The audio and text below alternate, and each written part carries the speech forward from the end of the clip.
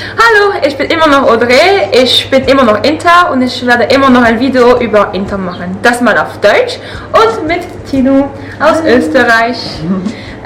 Möchtest du dich kurz vorstellen? Ich bin Tino, ich bin beim Verein Intergeschlechtliche Menschen Österreich aktiv.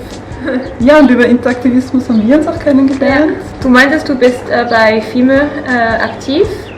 Kannst du mich ein bisschen sagen, wie du FIME kennengelernt hast? Das war eben so vor circa 4 Jahren, nach vielen Jahren, wo ich eben eher so als Einzelkämpfendes zu dem Thema aufgeklärt habe, dadurch, dass mich einfach Menschen oft auf der offenen Straße oder wenn sie mich kennenlernen, ganz oft fragen, ob ich eben Mann oder Frau bin, kam irgendwann der Punkt, wo ich gemerkt habe, ich brauche eben auch so meine Gruppe oder ich brauche so einen Ort, wo ich dazugehöre.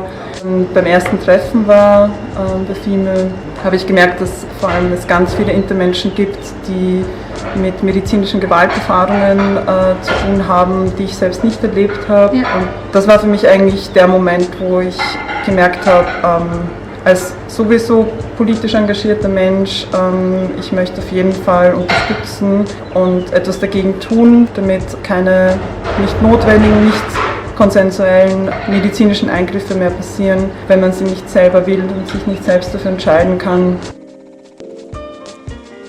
Man merkt erst dadurch, dass man sich austauscht mit anderen Intermenschen, wie anders ein Raum werden kann, in dem man sonst immer alleine ist und dadurch oft auch nicht mitgedacht wird. Und wenn dann mehrere Intermenschen beisammen sind in einem Raum, merkt man, wie sich einfach auch so wie der Raum aufgeht.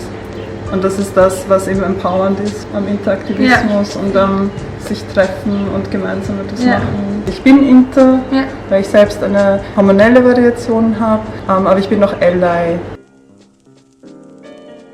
Eben gewisse Erfahrungen nicht den medizinischen Kontext betrifft. Dadurch, dass ich auch schon erwachsen war, wie ich intensiver mit Ärzten, Ärztinnen zu tun gehabt habe, konnte ich mich da auch einfach gut wehren.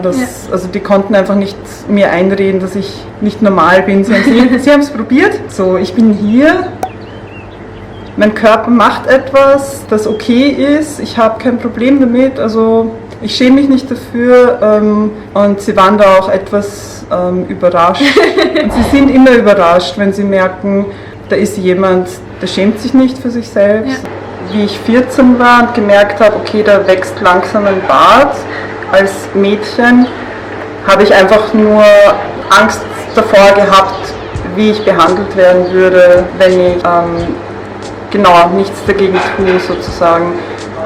Das heißt, ich habe ihn halt dann jahrelang versteckt. Dann habe ich ihn wachsen lassen und dann kamen erstmal ein paar Jahre, die sehr anstrengend waren. Angestarrt werden, auch beschimpft werden oder einfach immer die Frage, ob man Mann oder Frau ist.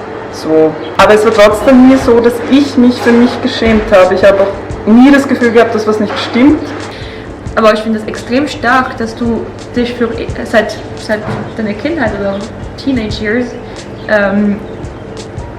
für dich einsetzen konntest und sagen konntest, ich bin okay. Ich glaube, es kommt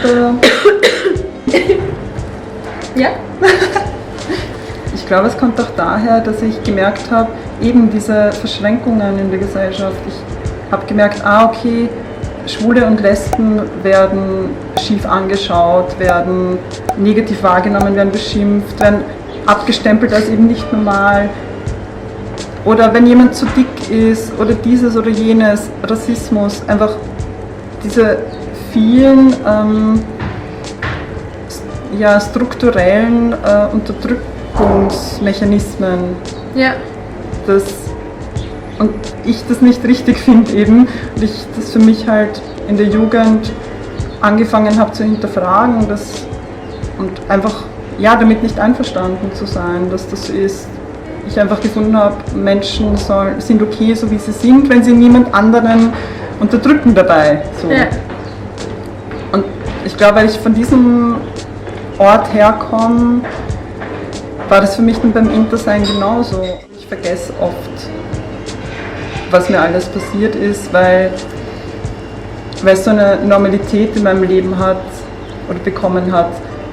Auch wenn es besser geworden ist, aber jetzt ist mir zum Beispiel gerade wieder eingefallen, dass ich vor gar nicht allzu langer Zeit auch in einer Disco begrapscht worden bin, damit man also feststellen kann, ob ich jetzt Mann oder Frau bin. Und das ist mir eigentlich nicht zum ersten Mal passiert. So krass.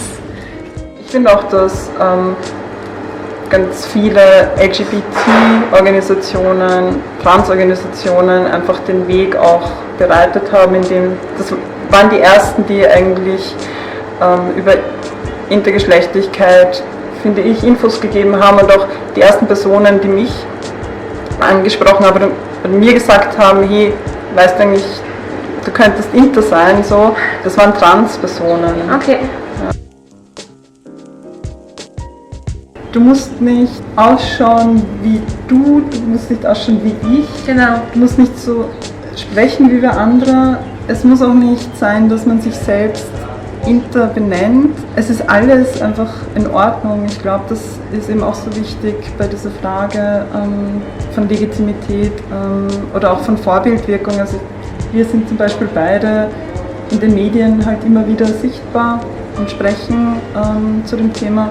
Und ja, da kann man meistens halt nicht mitvermitteln, so ich bin auch nur ein individueller Mensch Ja. und setze mich für etwas ein und kläre dazu auf. Das heißt nicht, dass du dich komplett mit mir identifizieren musst Ja. oder dass ich für alle Intermenschen stellvertretend stehe. So, das geht ja gar nicht. Mhm. Aber das ist sicher wichtig zu betonen. So, danke vielmals fürs Zuschauen. Ich mache alle Informationen in der Box da unten für FIME und deinen Aktivismus und vielleicht kannst du mir noch einen Artikel geben, wo du rein willst oder was auch immer. Gib mir einfach, was du willst. Alle Infos sind unten und danke fürs Zuschauen. Like, wenn du es likest und abonniere dich oder nicht und teile das Video oder nicht. Mach, was du willst. Aber ein Ding musst du nicht vergessen. Das einzige Ding, was du nicht vergessen ist, on va gagner!